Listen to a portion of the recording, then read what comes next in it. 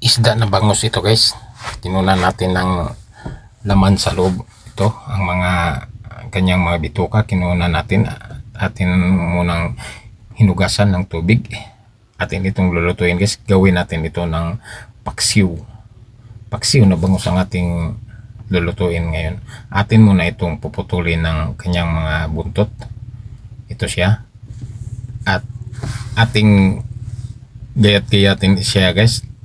Itong malapit sa kanyang buntot, kailangan na gayat-gayatin kapag isdang bangus ang kanyang niluluto nyo.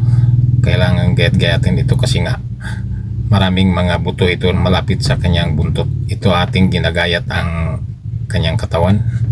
Ating lulutuin ito. Gawin natin ito na paksiw.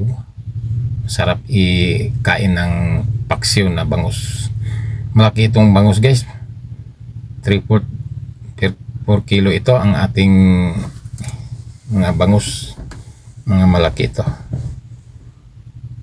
Malapit sa 1 kilo ang isa dito guys sa ating niluluto na paksiw na bangus. Ito siya guys, ating munang hugasan. Ito.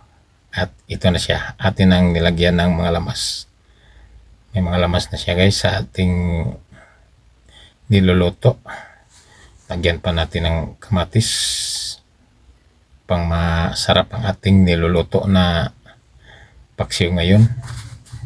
Ating titimplahan natin ng kaunting asin. Hindi na lang natin patamaan, baka maalat ang ating niluluto. At ito siya guys, ang ating ginawa ngayon.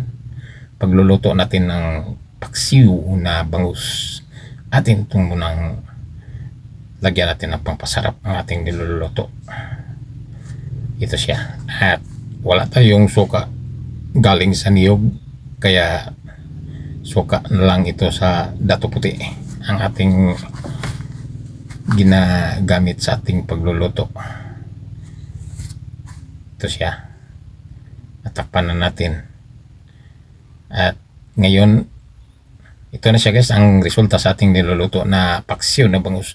Lutong-luto na. I-follow, like, and share ang aking Facebook page at subscribe sa aking YouTube channel. Maraming salamat.